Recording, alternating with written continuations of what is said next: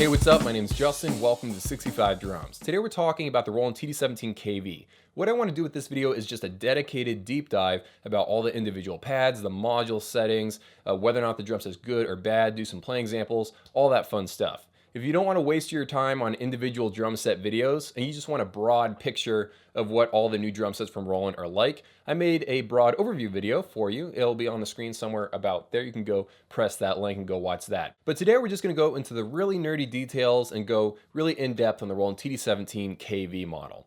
Now I do need to put a disclaimer here because there's actually two different versions of this drum set. There's the Roland TD17KV, which is the one that you're probably going to come across, but there's also technically a second one, which is the Roland TD17KVL, which is only sold in limited countries. The only difference that I'm aware of between these two sets is the fact that the KV version has Bluetooth functionality, the KVL does not. Today we're just talking about the TD25, I keep calling this drum set the 25, it's not the 25, the TD17KV model.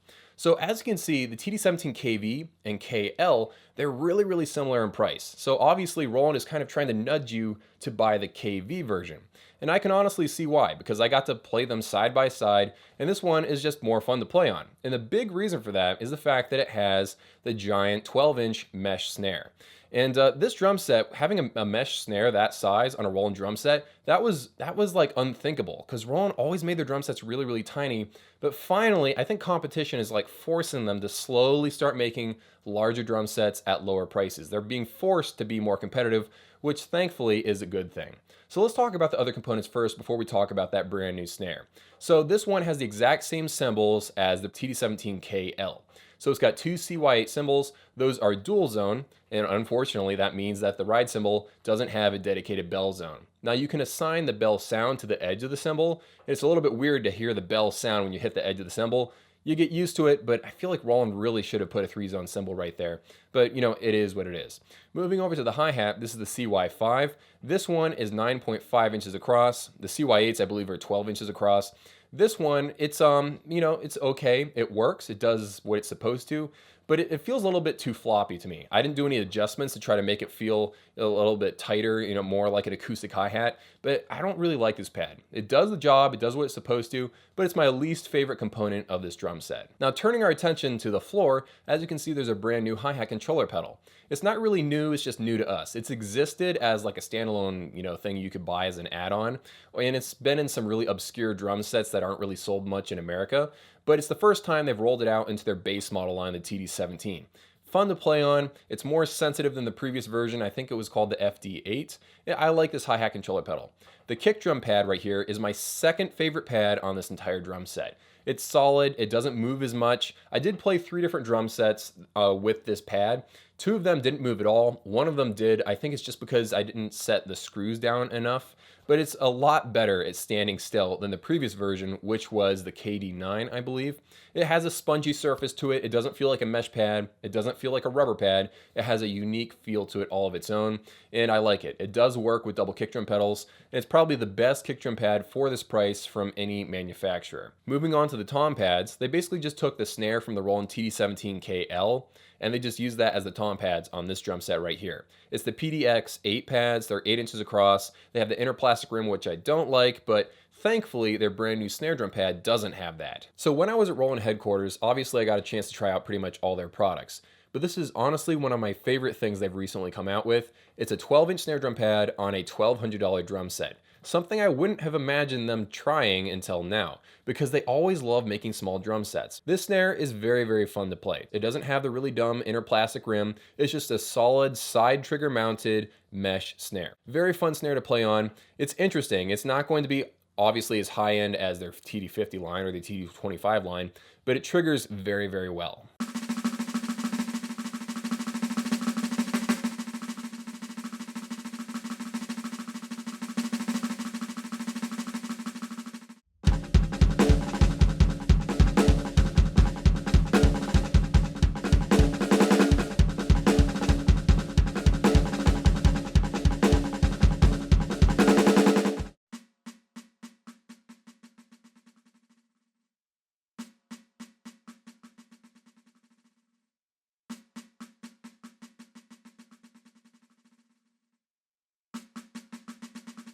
Okay, so moving over to the drum module, I know I've talked about this in previous videos, but I just want to do an overview of this kit, so I got to talk about the module again.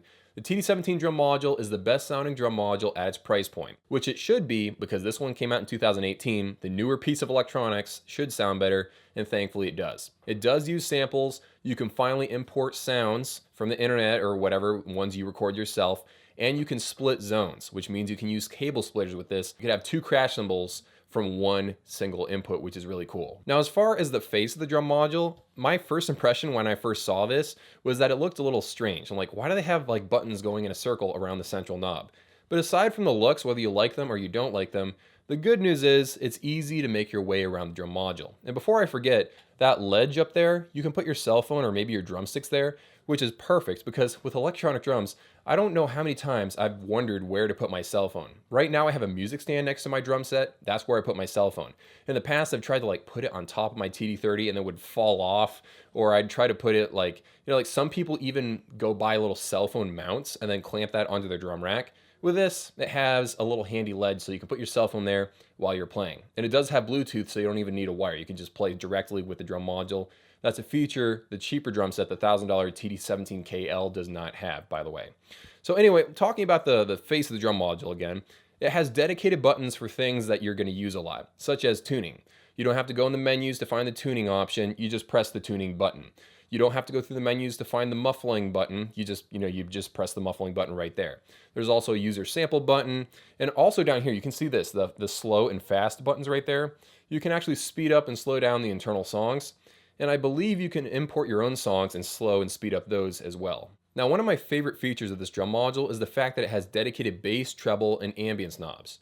With the ambience, Roland ambience, like room noise and all that stuff, it sounds a little bit artificial, so you don't want to crank it up too much.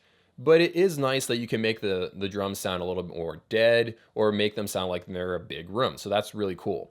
It does have bass and treble knobs, which you have to be careful with because it's a global 2-band EQ over all the kits at once. Meaning you can make one kit sound amazing, but when you go over to the next kit next to it, the EQ is still set to all the kits all at the same time. So it sounds good for one kit and bad for another kit. But that's okay because you can individually select the EQ for each individual pad, which of course will give you the best results anyway. I don't want to rant about this too long, but again, I wish you had dedicated headphone and mix-in volume knobs. They just give you one master volume knob, just like the ATV85 drum module. I don't like that. And as far as like adjusting your headphone volume and your master out volume independently, you can't really do that with this one knob. All right, so I want to just run briefly through some of the features of the drum module. You do have a metronome, you do have some coach functions. They're called time check, quiet count, and warm-ups. I have a dedicated video explaining what all that is. You also have about 310 sounds. Both the Bluetooth version and the regular version of the drum module have the exact same number of sounds. You can go download a snare sound or a kick drum sound from the internet and then put that in via an SD card, I believe, and you can mix how they fade together. Also, you can layer sounds, which is very nice because in order to get a very fat kick drum sound or snare drum sound, sometimes you just have to layer things in order to make them sound that good. You can also adjust the pitch of everything as well. There's a dedicated button for that. You also have control over muffling. You can put virtual tape or weights or blankets on all the drum heads. Like I said, you do have in-depth ambience effects, so you can put your drums in a virtual room, such as a cave, gymnasium, inside of a living room, or inside of a studio. You also have control over the size, the shape of the room, like the wall type, the mic position, and stuff like that. You can EQ pads individually, and if you're wondering what kind of drum pads you can actually plug into this in the first place, here's a pad list. It's really handy. If you want to go check out the Roland TD17 manual, they give you a whole lot of information about the ins and outs of the drum module. You also have an effects suite, so you can put delay, tape echo, reverse delay, chorus, reverb, flangers, step phaser, all kinds of crazy things, all kinds of really cool effects on this. Now, of course, putting effects in your drums is not like a must-have thing, but it's very fun to play around with, and if you're doing some like experimental music or something, it's very cool to play around with.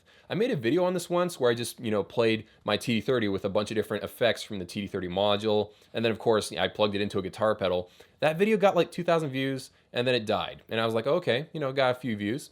And then all of a sudden, it got 100,000 views out of nowhere, and all of a sudden it's become like my most popular video on the channel. I don't know how that happened.